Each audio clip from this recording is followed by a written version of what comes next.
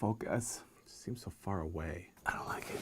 What up? This is Matt with GaryZombie.com, and this is another box opening full of stuff. Since people seem to like the box openings full of stuff, this is a pretty darn cool box in my opinion. Interesting to me is that, I don't know if you can see, they really packed this stuff in there. This is how I imagine my belt feels. What do you do? So let's cut it open and see what we got. First of all, on my last box opening video full of stuff, I said I was going to do a review of the Ernie Ball Paradigm strings. I ended up having a size issue. What was the problem? Nothing wrong with the strings. It was something size related that I didn't get what I want, and I actually traded some guitars around and got rid of some stuff and got some new stuff. So got some different sizes. I got some Paradigms for my 7-string. We're gonna try that out and see how those work. The boring stuff, but one really cool thing. So let's see what's in here. So squishy. First of all, I want to mention that I'm not affiliated with Sweetwater, even though it seems like I'm always ordering Sweetwater or ordering from Sweetwater. I never used to order from them, and now I kind of order from them all the time. Not exclusively. I bought the pedal board for my Helix from Zounds, I think. For the most part, lately I've been ordering from Sweetwater, or at least checking Sweetwater first.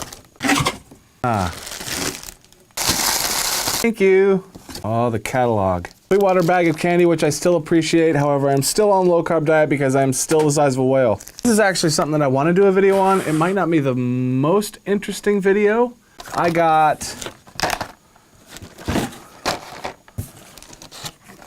optical cables. This is an old Motu 8 pre. Old like version 1 8 pre. And as you can see, got Firewire ends on it. Firewire is basically a dead protocol. Not totally, but going forward, you're not going to find Firewire devices. I used to use this card long ago, and a great card. Preamp sounded great. It was all dandy. And then somewhere down the line, I switched to the 828 Mark III Hybrid, which is USB, and that's pretty much what I've been using ever since. When I bought this stuff, I actually almost bought a new drum kit because I don't have any drums close to here. But I am a drummer. I just got this old BC Richback that was mine back in high school.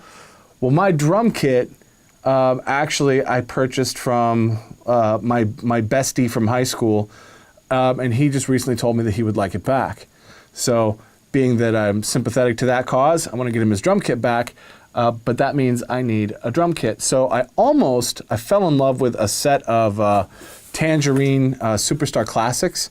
I almost got them, but we're in the middle of trying to buy a house, and I say that loosely. I've been saying that for a long time.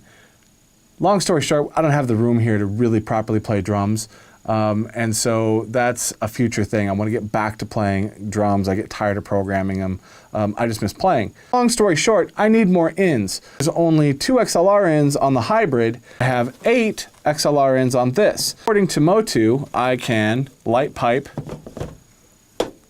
this into that. Basically use this as like an expansion card. So I'll get my 8 ins on here, my 2 on there, and then I also have 1/4-inch ins that I can use as well if I needed to do something else. But basically that'll give me 10 independent preamps that I can use for drums when I get to that point. So I want to try it out and see if it works. I just needed cables. So now I got cables, and we got to figure that out and see how it works. Let's see. More of these.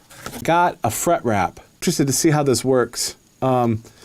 These fret wraps, this one is a small, and we're gonna see how it works. It's a little guy like this, little padded fella, right?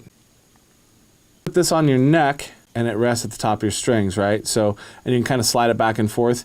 And what this does is for people like me who are sucky guitar players, we take this guy and wrap it around here. I don't have my lock nuts on here. Little bit of an obstacle. Light it up, and with solo time, it'll deaden that a little bit.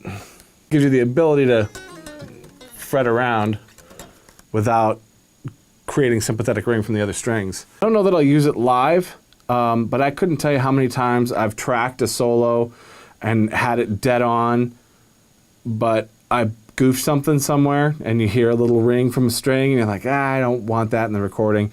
So I don't know that I'll use it live. Maybe I will. I don't know. That's what it looks like. Wrap. and live digital load box 2 notes. I don't tend to be a real early adopter of gear. Not always. Some things, like when the Axe FX 2 came out, the minute that was released, I was on that thing.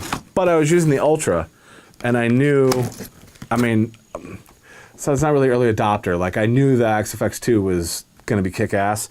So, and this has been around a while.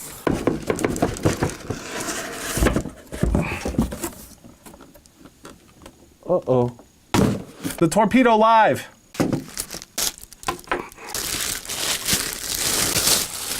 Torpedo Professional Digital Load Box. And it comes with AC adapter, USB cable. What is the Torpedo 2-note digital load box? Basically, it's the most kick-ass power attenuator on the planet. So if you're playing a tube head has to have a load on it, right? You have to have it plugged into a cabinet. If you don't have it plugged into a cabinet, poof, bad things happen to your head, right? So what this does is it gives it a dummy load so that it thinks it has a cabinet. Then I can run this direct into my sound card and record with my DAW. If you've ever had a direct signal off a head, it sounds poopy, right? Because it's not going through a cabinet. 2Notes does cabinet simulation with IRs. And this will also simulate microphones and power amps. Only a speaker sim? Question mark? Little feats. Torpedo Live is a standalone unit that you can bring into any situation when silent playing is needed. The role of the Torpedo Live is to replace the following elements of traditional guitar and bass setup: the guitar and bass power amp, the speaker cabinet, the microphone preamp. So, there's a couple different settings. This is the Torpedo Live. There's also the Torpedo Studio. I don't know, to me it seemed kind of backwards. The Studio has like a full effects processor in it. It will also hold 150 watts. This holds 100. That being said, I can't imagine that you would be taking, 150 watt triple rec, cranking it to 11 for studio.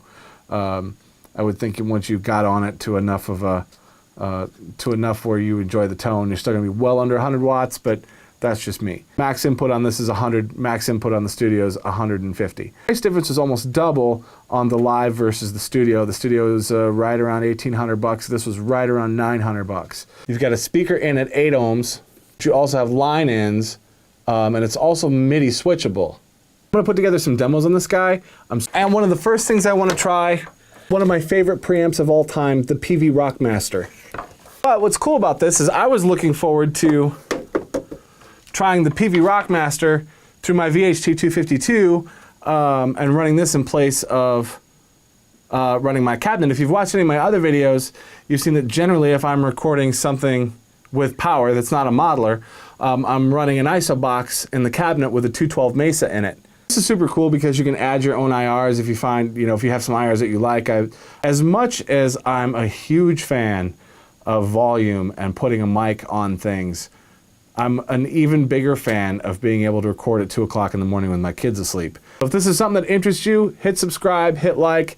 Hopefully I'll be back in a couple days here. We're going to plug this in, we're going to run it through its paces, and we're going to do a handful of videos. All right, thanks for watching Gear Zombie New Gear Day. Like, subscribe. Till next time, later.